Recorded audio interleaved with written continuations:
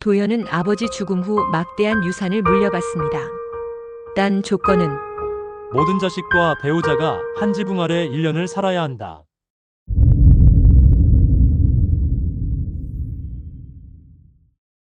비가 억수로 퍼붓던 오후 재벌가 회장의 영정은 흑백 속에서도 강한 존재감을 드러내고 있었습니다. 검은 우산들이 장막처럼 늘어서고 울음과 속삭임이 번갈아 홀을 스쳐 지나갔습니다. 장남 도연은 굳은 표정으로 향을 올리며 허리를 깊게 숙였습니다. 그가 고개를 들었을 때 정실 부인 한윤정과 전 부인 둘 박미숙과 최서연의 시선이 공중에서 교차했는데 서로의 눈을 결코 피하지 못하고 마주한 채 미세하게 떨리고 있었습니다. 이 집의 애도는 예의가 아니라 셈법이었습니다. 누구도 편안히 울지 못했습니다. 검은 넥타이를 단정히 조인 변호사 노태식이 앞으로 나섰습니다. 그는 잠시 장례를 훑어보고 조용히 말문을 열었습니다. 지금부터 고인의 유언장을 낭독하겠습니다. 문장 하나하나가 빗소리와 겹치며 무게를 더했습니다. 모든 자식과 전 부인들이 한 지붕 아래에서 1년을 함께 살아야 합니다. 조건을 충족하지 못하면 상속은 전부 사회에 환원됩니다. 문장을 끝맺자 순간적으로 숨죽인 고요가 지나갔고 뒤이어 억눌린 탄식과 낮은 욕설이 카펫 아래로 스며들 듯 퍼졌습니다. 장례식장의 공기가 한치 더 낮아졌습니다. 둘째 아들 준호는 의자 등받이를 두드리며 어이없다는 표정을 지었습니다. 어린 시절부터 서로의 생일조차 겹치지 않게 피하며 살아온 사람들이었습니다. 셋째 딸 서아는 차갑게 입술을 다물고 있었습니다. 도현의 아내 혜진은 장례의 반응을 유심히 살피다가 휴대전화를 뒤집어 테이블에 내려놓았습니다. 화면에는 미처 지우지 못한 메시지 알림이 점처럼 남아 있었는데 누군가의 이름이 반쯤 가려져 있었고 새벽 3시의 타임스탬프가 흐릿하게 빛났습니다. 장례 조명이 한번 깜빡이는 순간 몇몇의 표정이 함께 흔들렸습니다. 한윤정은 침착한 어조로 물었습니다. 1년이라면 정확히 언제부터 계산합니까? 변호사는 즉시 답했습니다. 장례가 끝나는 오늘 자정부터입니다. 준비 기간은 없습니다. 숙소는 고인이 생전에 거주하던 본저로 한정됩니다. 관리비와 생활비는 고인의 별도 신탁에서 집행되나 외부 체류는 상속 포기로 간주됩니다. 깔끔한 문장들이 칼날처럼 규정을 새기고 지나갔습니다. 규정은 간단했고 감정은 복잡했습니다. 조문객들이 빠져나가자 장내에 남은 가족들만의 침묵이 찾아왔습니다. 검은 꽃장식 사이로 카메라가 클로즈업하듯 서아의 손끝이 보였고 그녀는 영정 곁 테이블 위 무명 봉투 하나를 발견했습니다. 봉투 겉면에는 서툰 필체로 집은 사람을 드러낸다. 라는 문장이 적혀 있었습니다. 서아는 봉투를 집어들었다가 모두의 시선을 의식하고 다시 제자리로 내려놓았습니다. 누구도 그 문장을 소리내어 읽지 않았습니다. 하지만 모두가 알았습니다. 집이라는 말이 앞으로 단순한 공간을 뜻하지 않을 거라는 사실을요. 도연은 깊게 숨을 들이켰습니다. 그는 언제나 아버지의 그늘에서 합리와 성실로 버텨온 사람이었습니다. 그러나 오늘의 조건은 그가 살아온 방식과 어긋났습니다. 그는 변호사에게 나지막이 말했습니다. 아버지의 뜻이라면 따르겠습니다. 단 이 집의 규칙은 제가 정하겠습니다. 말은 정중했지만 어조는 단단했습니다. 한윤정의 시선이 그에게로 흘렀고 전 부인들의 입꼬리가 미세하게 올라갔습니다. 누군가는 그 결심을 이용할 준비를 하고 있었고 누군가는 그 결심에 숨어들 준비를 하고 있었습니다. 문상객 마지막 조가 사라지자 바람이 문틈을 두드렸습니다. 천장 스피커에서 잡음이 스치고 재단의 촛불이 약하게 흔들렸습니다. 변호사는 서류를 가방에 넣으며 덧붙였습니다. 추가 조항이 하나 더 있습니다. 공동 체류 기간 동안 발생하는 모든 분쟁은 외부 중재 없이 가족회의에서 결정합니다. 서명하시면 효력이 발생합니다. 가족회의라는 단어가 던져지자 모두의 눈동자가 동시에 반짝였습니다. 그 단어는 무대였고 칼이었고 덫이었습니다. 마지막 향 한 대가 다 타 들어갈 즈음 본저의 오래된 주방에서도 불이 켜졌습니다. 이미 누군가는 앞질러 집을 열고 있었습니다. 주방 시계는 정확히 밤 9시를 가리키고 있었습니다. 이 집은 오래전부터 사람을 모으고 시험하고 갈라놓은 장소였습니다. 그리고 오늘 고인의 의지가 그 집의 벽을 다시 깨워 올리고 있었습니다. 빗소리는 더 굵어졌고 가족들의 발걸음은 보이지 않는 선 위로 하나둘 모여들었습니다. 장례는 끝났지만 진짜 장면은 이제 막 시작되는 중이었습니다. 비 내리던 장례식이 끝난 지 하루 밤 12시 종소리가 울리자 가족들은 무겁게 발걸음을 옮겼습니다. 재벌가 본저 오래된 대저택의 대문이 열리며 낡은 철문이 삐걱 소리를 냈습니다. 빛바랜 샹들리에와 길게 늘어진 복도, 그 안에서 서로의 눈빛은 이미 경계와 불신으로 가득했습니다. 장남 도연은 형제들을 이끌 듯 무게 잡아들어섰습니다. 정실 부인 한윤정은 고개를 꼿꼿이 든 채 흑진주 목걸이를 매만졌습니다. 전 부인 박미숙은 짙은 화장을 고쳐 바르며 비웃듯 코웃음을 쳤고 최서연은 아예 대놓고 짐을 내려놓으며 이게 뭐하는 짓이냐는 표정을 지었습니다. 각자 데리고 온 자식들도 서로 눈을 마주치지 않은 채 마치 전쟁터의 적군처럼 거리를 두고 방을 향해 흩어졌습니다. 첫날부터 삐걱거림은 시작됐습니다. 둘째 아들 준호는 방 배정을 놓고 큰 소리로 도현과 충돌했습니다.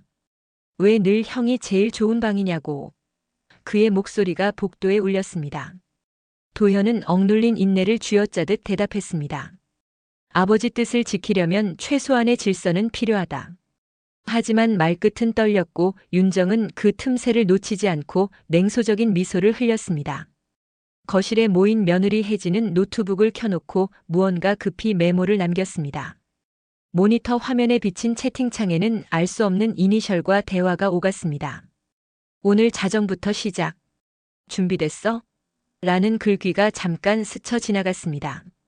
누구와 대화하는지는 확인할 수 없었지만 그녀의 긴장된 손끝은 이 동거가 단순히 유산을 지키기 위한 것이 아님을 암시했습니다.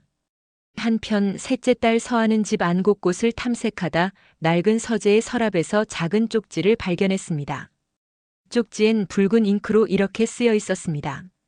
당신을 지켜보고 있다. 순간 심장이 멎는 듯 그녀는 종이를 움켜쥐었습니다. 그러나 서하는 이 사실을 가족에게 알리지 않았습니다. 오히려 봉투를 찢어 벽난로 불 속에 던져 넣으며 아무 일 없었다는 듯 방으로 돌아갔습니다. 밤이 깊어가며 갈등은 더 노골적으로 드러났습니다. 주방에서 식사 준비를 두고 전 부인들이 서로 험담을 퍼부었습니다. 내가 있었을 땐 이 집이 반짝였지. 내가 들어오고 나서부터 모든 게 망가졌어. 미숙의 말에 서연이 날카롭게 쏘아붙였습니다. 반짝?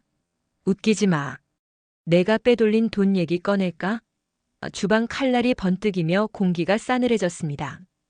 이 장면을 멀리서 지켜보던 손녀 수지는 떨리는 손으로 휴대폰을 들어 녹음을 시작했습니다. 새벽 무렵 복도 불이 갑자기 꺼지더니 비명 같은 소리가 터져 나왔습니다. 가족들이 몰려가 본 방문 앞에는 검은 봉투가 놓여 있었습니다. 봉투 속엔 가족들의 사진이 한 장씩 들어 있었는데 각자의 얼굴에는 붉은 X표가 크게 그어져 있었습니다. 모두가 서로를 노려보며 분노와 공포를 감추지 못했습니다. 도현은 침착하게 봉투를 걷어들였지만 그의 눈빛 또한 흔들리고 있었습니다. 그날 밤 첫 번째 가족 회의가 열렸습니다. 거실 테이블에는 고인의 유언장을 복사한 종이가 펼쳐졌습니다. 변호사가 규정한 조항, 모든 분쟁은 외부 개입 없이 가족 회의에서 결정한다. 도현이 의장석에 앉아 의사봉을 두드렸습니다. 그러나 시작과 동시에 언성이 높아졌습니다. 누가 저 봉투를 두고 갔는지 밝히지 않으면 여기서부터는 전쟁이야. 준호가 소리쳤고 서연은 팔짱을 낀 채 냉소적으로 웃었습니다. 전쟁? 이미 시작됐잖아. 회의는 결론 없이 파행으로 끝났습니다. 누군가의 음모는 이미 첫날부터 발동했고 가족들은 한 지붕 아래 갇힌 수인처럼 서로를 경계하며 방으로 흩어졌습니다. 창밖엔 폭우가 다시 몰아쳤고 집은 오래된 성처럼 어둠 속에 잠겼습니다. 그러나 그 어둠은 단순한 밤의 그림자가 아니었습니다. 각자의 욕망이 만든 그림자가 집안 곳곳에 들이우고 있었던 것입니다. 밤새 퍼붓던 빗줄기가 그치고 대저택의 새벽은 서늘한 정적 속에서 시작되었습니다. 하지만 고요는 오래가지 않았습니다. 아침 식탁 위로 놓인 빵과 우유 사이 둘째 아들 준호가 날카로운 목소리로 형 도연을 몰아붙였습니다. 형, 방 배정부터 유산 분배까지 전부 내 마음대로야? 아버지 유언장을 악용하는 건 아니야? 도연은 차분히 반박했지만 그의 손끝은 커피잔을 부여잡은 채 미세하게 떨렸습니다. 장남으로서 책임을 지겠다는 말은 더 이상 설득력이 없었습니다. 식탁은 불신의 전장처럼 얼어붙었습니다. 그 순간 큰딸 은주의 눈길이 테이블 아래로 향했습니다. 그녀는 전날 밤 은밀히 훔쳐낸 문서를 가방에 감춰두고 있었습니다. 그것은 아버지가 남긴 비밀 계좌 내역서였고 거액의 자산이 빠져나간 기록이 선명히 남아 있었습니다. 은주는 이 정보를 활용해 언젠가 가족들을 뒤흔들려 했습니다. 하지만 그 표정 속에 미묘한 두려움이 번지고 있었습니다. 누가 언제 이 사실을 눈치챌지 알 수 없었기 때문이었습니다. 서한은 무심히 커피를 젓다가 은주의 시선을 곁눈질로 훔쳤습니다. 그 작은 긴장감을 놓치지 않은 사람은 또 있었습니다. 전부인 박미숙은 곧장 혀를 차며 밤새 내 방 불빛이 꺼지지 않던데 무슨 문서라도 훔쳐본 거야? 라고 의심을 던졌습니다.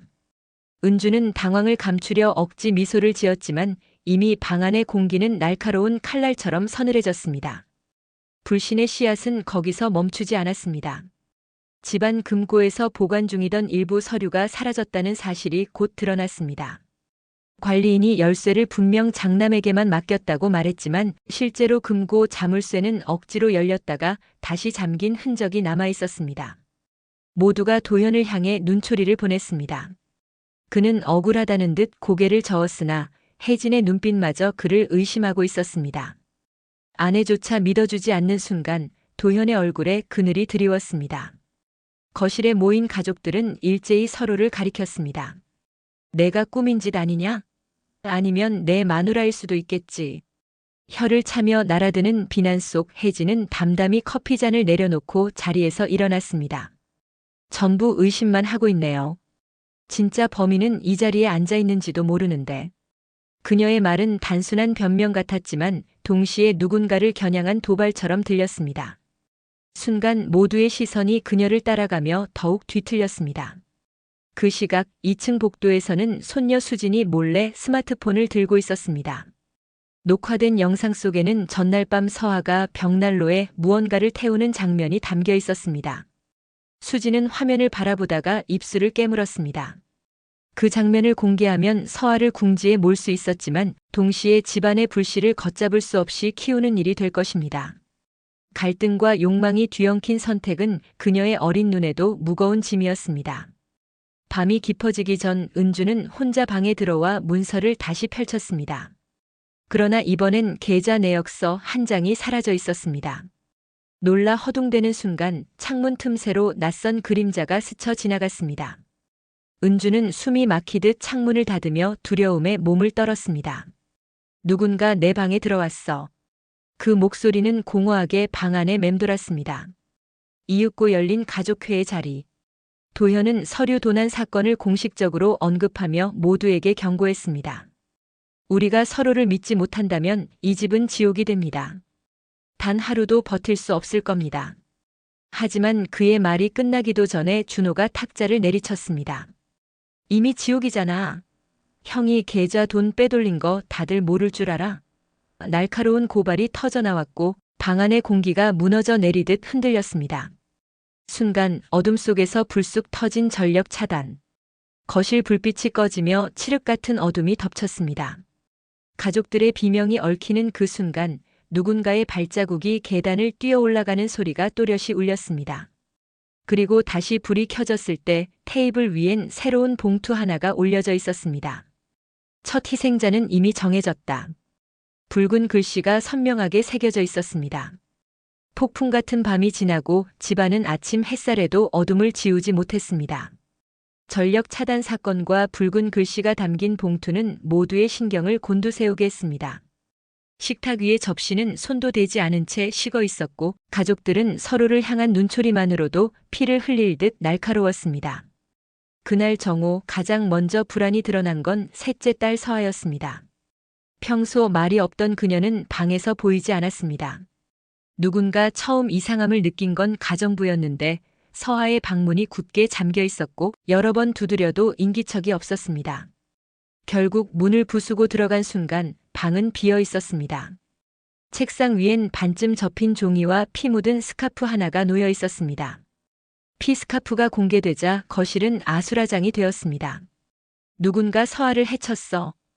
은주가 소리쳤고 준호는 곧장 형 도현을 향해 손가락질했습니다.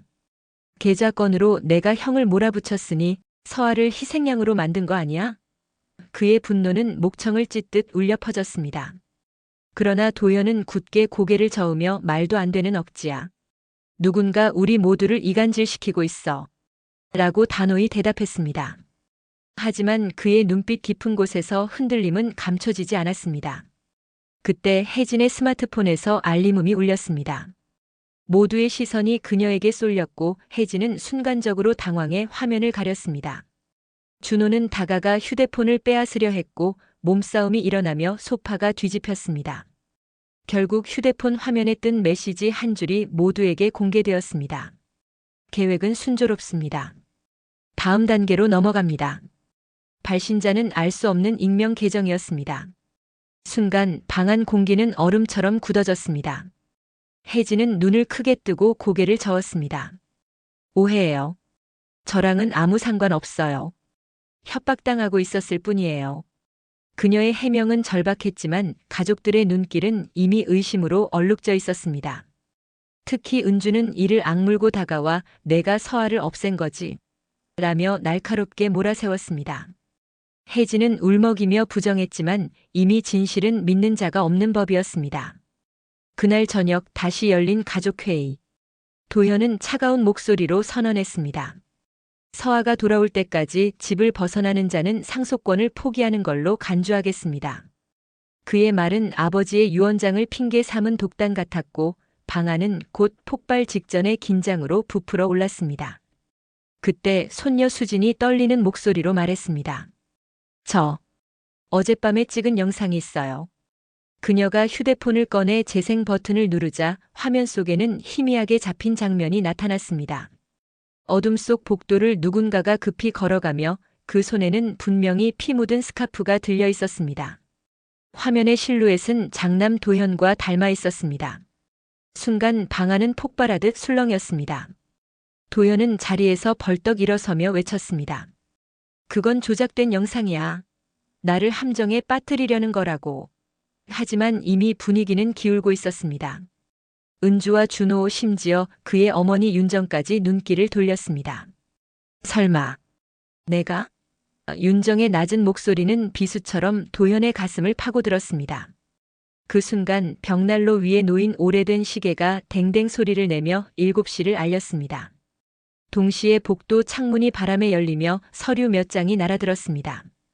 그것은 바로 사라졌던 아버지의 비밀 계좌 내역서였습니다. 서류 맨 마지막 장에는 붉은 글씨로 이렇게 적혀 있었습니다. 배신자는 이미 집 안에 있다. 순간 모든 시선이 혜진에게 향했습니다. 그녀는 눈물을 흘리며 무릎을 꿇었습니다. 저예요. 하지만 서아는 제가 해치지 않았어요. 믿어주세요.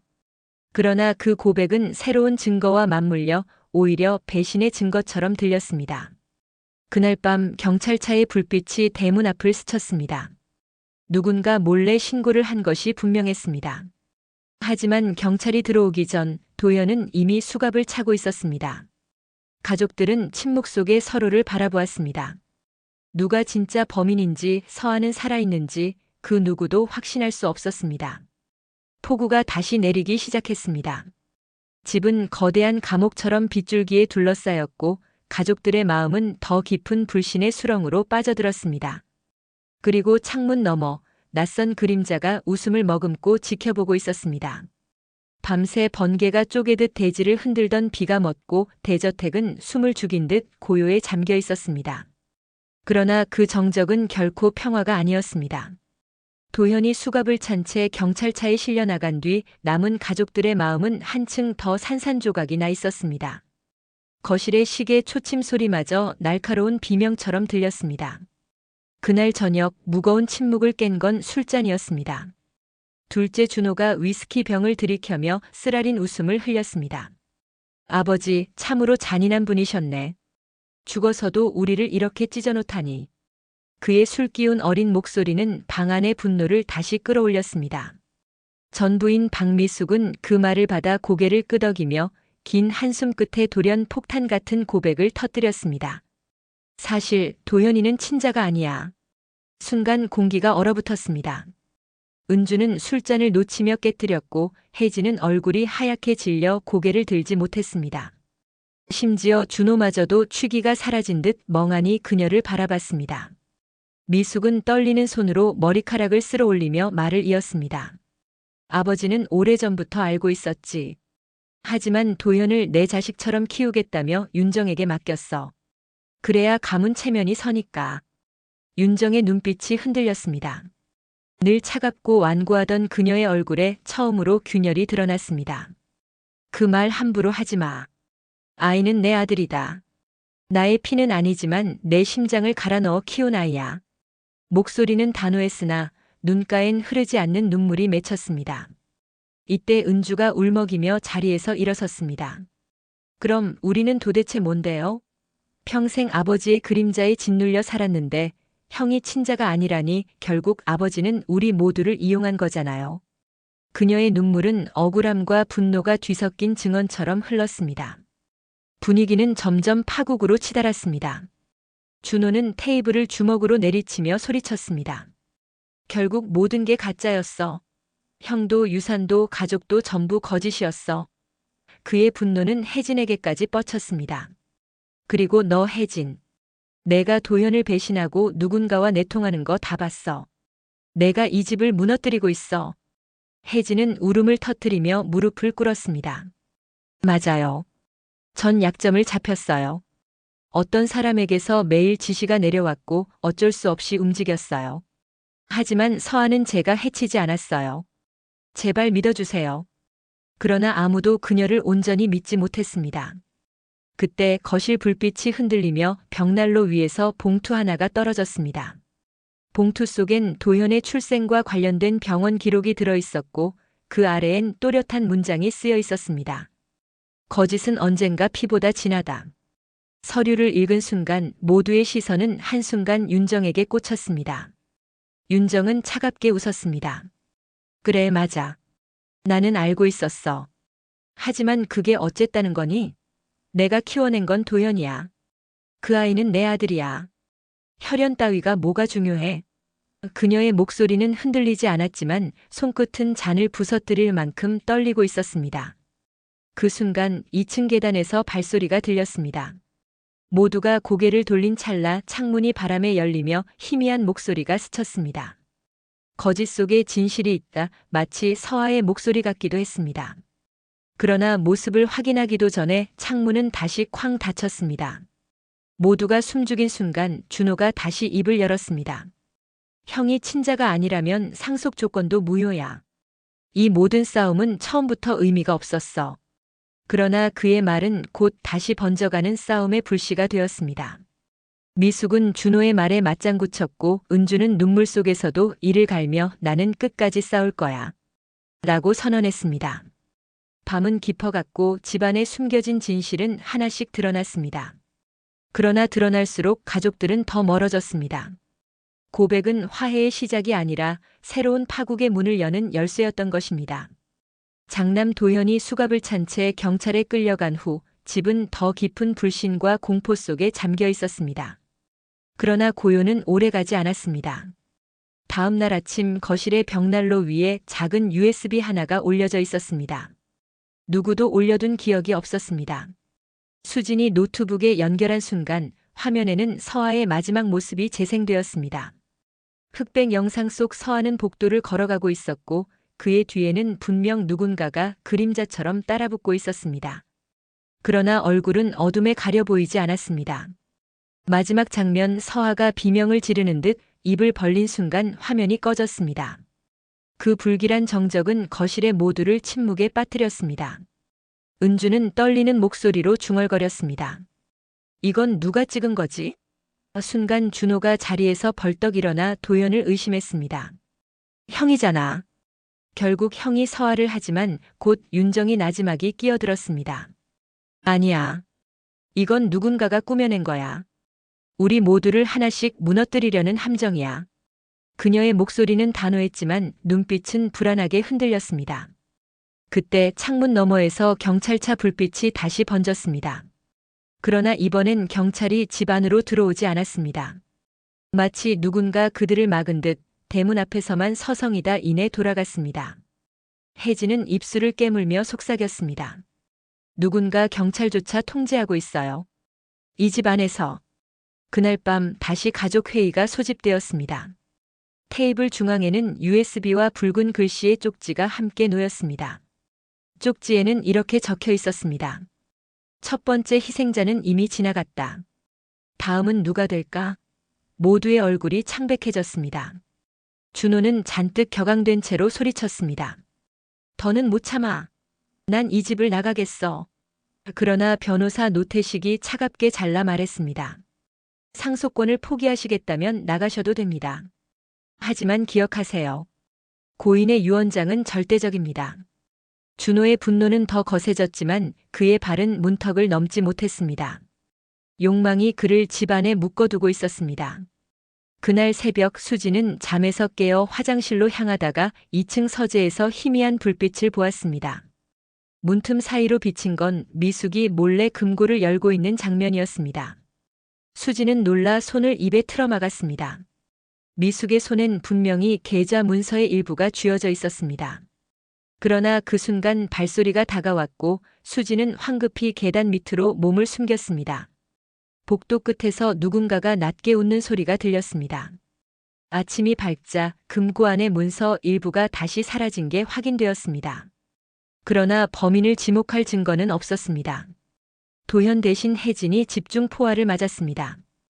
은주는 냉혹하게 그녀를 몰아세웠습니다. 내 휴대폰 메시지, 내가 내통하는 증거잖아. 지금도 내가 우리를 속이고 있는 거야. 혜진은 울며 고개를 저었지만 이미 그녀를 향한 불씨는 되돌릴 수 없었습니다.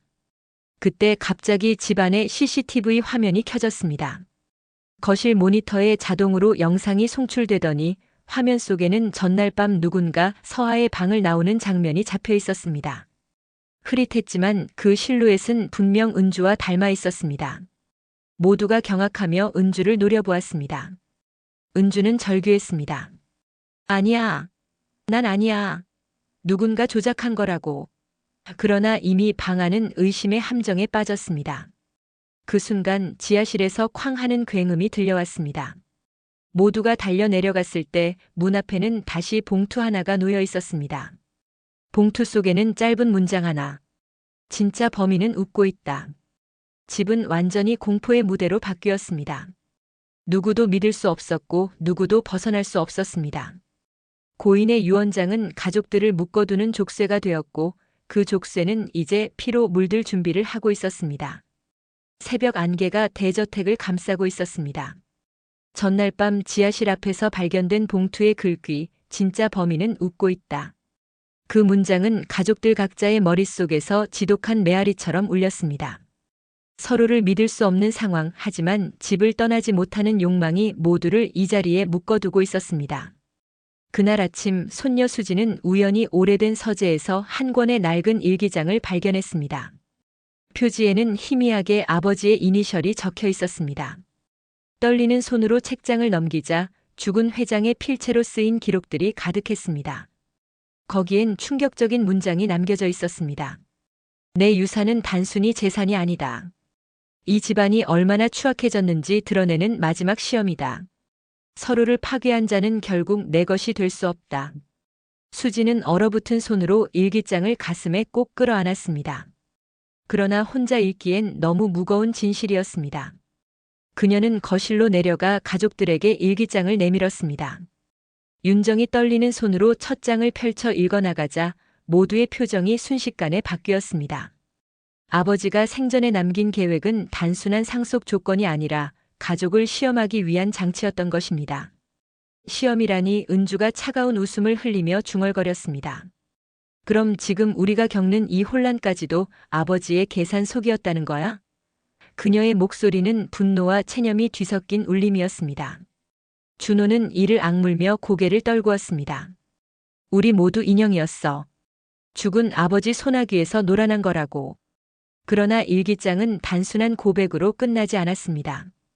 뒷장에는 이상한 힌트가 남겨져 있었습니다. 진짜 배신자는 가장 가까운 곳에 있다. 그가 웃는 순간 너희는 진실을 보게 될 것이다. 문장을 읽은 순간 모두의 시선이 서로를 향했습니다. 그 누구도 안전하지 않았습니다. 그때 혜진이 조심스레 입을 열었습니다. 저 사실 경찰이 도연을 연행해 갔을 때 신고자는 외부가 아니라 이 집 안에 있었어요. 그녀의 말에 모두가 놀라 눈을 크게 떴습니다. 어떻게 알아? 준호가 몰아붙이자 혜진은 입술을 깨물며 휴대폰을 꺼냈습니다. 익명 계정에서 받은 메시지 거기엔 내가 신고하지 않으면 내가 직접 한다고 적혀 있었어요. 거실 공기는 또 한 번 갈라졌습니다. 이번에는 은주가 격렬히 반발했습니다. 내가 그 계정과 내통한 거 아냐? 그래서 서아도 그녀의 날 선 목소리는 칼날 같았고 혜진은 절규하며 부정했습니다. 하지만 아무도 그녀를 전적으로 믿을 수 없었습니다. 이때 수진의 휴대폰에 갑작스러운 알림이 떴습니다. 서아의 계정에서 보낸 메시지였습니다. 내가 살아있다면 누가 거짓을 꾸몄을까? 모두가 충격에 휩싸였습니다. 살아있다는 건 희망이었지만 동시에 더 큰 혼란이었습니다. 서아가 살아있다면 지금까지 드러난 증거와 피 묻은 스카프는 전부 조작일 수 있다는 뜻이었기 때문이었습니다. 갑작스러운 침묵을 깨고 윤정이 낮고 단단한 목소리로 말했습니다. 이 집에 숨어있는 자가 있다. 우리 중 누군가는 전부 알고 있다. 그녀의 눈빛은 마치 오래전부터 무언가를 감지하고 있었던 듯 날카로웠습니다. 순간 모니터가 자동으로 켜지며 CCTV 화면이 송출되었습니다.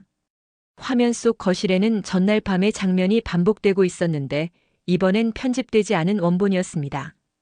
거기엔 은주가 아니라 누군가가 마스크를 쓰고 서아의 방을 나서는 모습이 선명히 잡혀 있었습니다. 그리고 화면 구석, 거울에 비친 실루엣은 분명히 준호였습니다. 말도 안 돼. 준호는 절규하며 화면을 부정했지만 이미 모든 시선은 그에게 쏠려 있었습니다. 일기장의 문구가 다시 머릿속에서 메아리 쳤습니다. 그가 웃는 순간 너희는 진실을 보게 될 것이다. 그런데 아이러니하게도 준호의 얼굴은 경악 속에서도 씁쓸한 웃음을 머금고 있었습니다. 그 웃음이 방 안을 갈라놓았습니다. 가족들은 그제야 깨닫기 시작했습니다. 진짜 함정은 아직 끝나지 않았으며 아버지의 유산은 단순한 돈이 아니라 서로를 무너뜨리는 진실의 열쇠라는 사실을. 대저택의 밤은 숨조차 막히도록 무거웠습니다. 준호가 CCTV 화면 속 실루엣과 겹쳐지며 웃음을 흘린 순간 가족들의 귓가에는 마치 오래된 시계추가 무너져 내리는 소리가 들려왔습니다. 모두가 그 웃음을 진실로 받아들일 수밖에 없었습니다. 설마 내가. 은주의 목소리는 공허한 울림으로 터져나왔습니다. 준호는 얼굴을 감싸주며 절규하듯 소리쳤습니다. 아니야. 그건 조작된 거라고. 나도 누군가에게 이용당한 거야. 그러나 그의 변명은 더 이상 힘을 잃고 있었습니다. 그때 창문이 벌컥 열리며 바람이 몰아쳤습니다. 날아든 종이 조각들이 거실 바닥을 흩날리듯 덮었습니다. 그것은 모두 아버지의 일기장에서 찢겨나간 페이지들이었습니다. 한 장 한 장에는 각 자식의 이름이 적혀 있었고 그 옆엔 짧은 문장이 남겨져 있었습니다. 탐욕은 파멸을 부른다. 배신은 피보다 진하다. 사랑 없는 가족은 지옥이다. 마지막 페이지엔 붉은 글씨로 이렇게 쓰여 있었습니다. 나의 유산은 너희의 선택이다. 윤정은 손으로 페이지를 움켜쥐며 떨리는 목소리로 말했습니다. 아버지는 결국 우리가 서로를 부숴버릴 걸 알았던 거야. 그녀의 눈가에는 눈물이 맺혔지만 그 눈물은 슬픔이 아닌 치욕과 절망의 흔적이었습니다. 그 순간 대저택의 지하에서 천둥 같은 굉음이 울려 퍼졌습니다. 모두가 놀라 지하실로 달려갔을 때 그곳엔 믿기 힘든 광경이 펼쳐져 있었습니다. 서아가 의자에 묶인 채 의식을 잃고 있었던 것입니다. 얼굴에는 상처가 있었지만 살아 있었습니다. 서아. 수진이 달려가 손을 풀어주자 서아는 겨우 눈을 떴습니다. 그녀의 입술이 떨리며 한마디가 흘러나왔습니다. 범인은 우리 안에 있어 하지만 내가 생각하는 그 사람이 아냐. 그 말은 끝내 완전한 진실을 밝히지 못한 채 흐릿하게 사라졌습니다. 순간 집안의 전등이 동시에 꺼졌습니다. 어둠 속에서 울음과 욕설 그리고 무언가 부서지는 소리가 얽혔습니다. 다시 불이 켜졌을 때 준호는 피범벅이 된 채 거실 바닥에 무릎 꿇고 있었습니다. 그의 앞에는 칼이 떨어져 있었고 모두는 경악하며 물러섰습니다. 그러나 준호는 칼을 쥔 적이 없다고 울부짖었습니다. 그는 덫에 걸린 짐승처럼 흔들리고 있었습니다. 이 혼돈의 끝에서 변호사 노태식이 나타났습니다. 그는 고인의 마지막 유언 조항을 공개했습니다. 가장 끝까지 남아 진실을 증언한 자에게 모든 권리를 위임한다. 문장이 낭독되자 모두의 시선이 서아와 수진에게로 향했습니다. 서아는 여전히 의식이 흐릿했지만 수진은 결연한 표정으로 고개를 들었습니다. 저는 다 봤어요. 그리고 다 기록했어요. 그녀가 내민 휴대폰에는 지난 며칠간 촬영한 가족들의 추악한 모습과 조작된 증거들이 담겨 있었습니다. 재판장은 며칠 후 세간의 이목을 끌며 열렸습니다. 결국 유산은 어느 누구의 손에도 돌아가지 않았습니다. 대신 고인의 뜻에 따라 가문의 이름을 지키려 했던 마지막 증언자 어린 수진에게 회장의 회사 지분 일부가 상속되었습니다. 그러나 그건 거대한 재산이라기보단 폐허 속에서 겨우 남은 희망의 불씨 같았습니다. 그날 대저택의 문은 굳게 닫혔습니다.